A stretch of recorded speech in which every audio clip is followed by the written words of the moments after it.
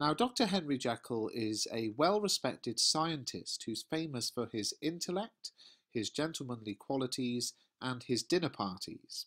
And at these parties, we learn, there are usually men all intelligent and reputable, and also all judges of good wine.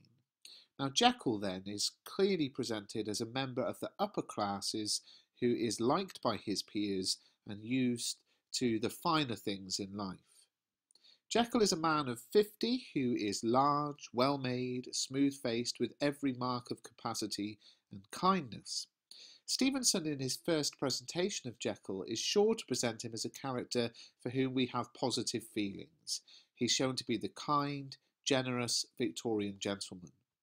He's recently made out a will that is being kept by the lawyer, Mr. Utterson.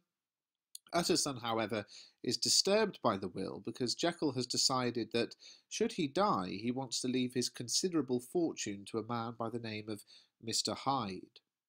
In his statement of the case in chapter 10, we learn that Henry Jekyll was born to a large fortune and had a thoroughly good upbringing. He was, quote, inclined by nature to industry, fond of the respect of the wise and good among my fellow men, and thus, as might have been supposed, with every guarantee of an honourable and distinguished future. End quote. Now, in short, then, Jekyll is the perfect Victorian gentleman. He's from a good family, and to anyone looking at him from the outside, he would have been almost guaranteed a good future. Here, however, Stevenson introduces this idea of the double life. He tells us that the worst of his faults was a certain impatient gaiety of disposition, which attempted to trivialize his indiscretions in his younger years. He goes on to give a closer idea of what he got up to as a young man when he says that he hid these, quote, irregularities with an almost, quote, morbid sense of shame. Now, the suggestion here is that his activities as a younger man were sexual in nature, and although not specifically kind of stated, remember Stevenson's wife objected to the first draft being too explicit, it's interesting to remember that homosexuality was still a crime in Victorian society.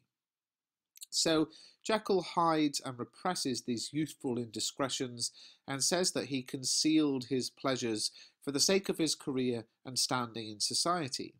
And it's these indiscretions that Utterson thinks Hyde is using to blackmail Jekyll into leaving him all his possessions.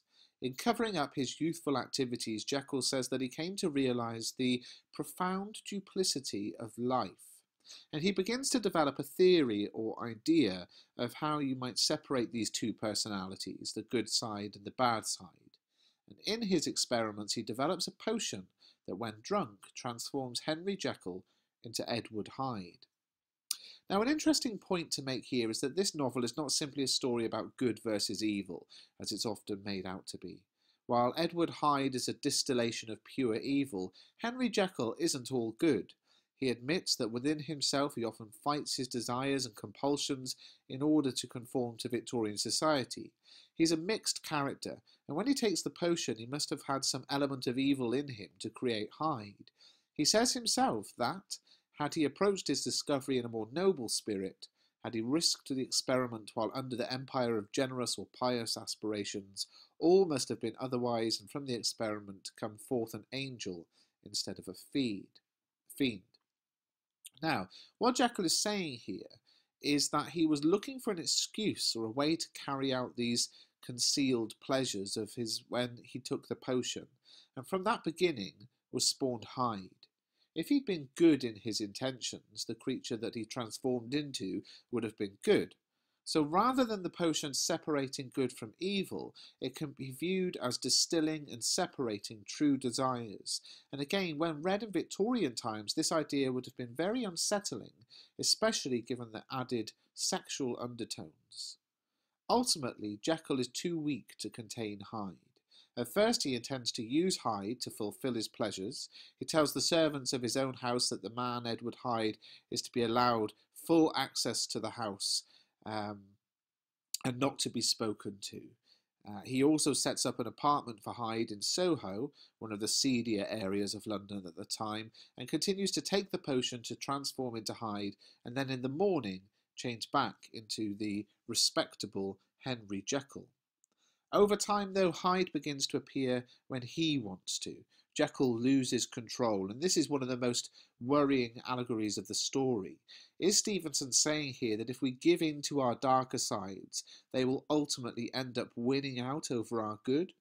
Or is he saying that to repress and conceal these sides to ourselves is to hide who we are and to damage ourselves psychologically? It's clear that Jekyll is in many ways horrified by his own actions when he's transformed into Hyde, but he continues to go back to his rooms and take the potion.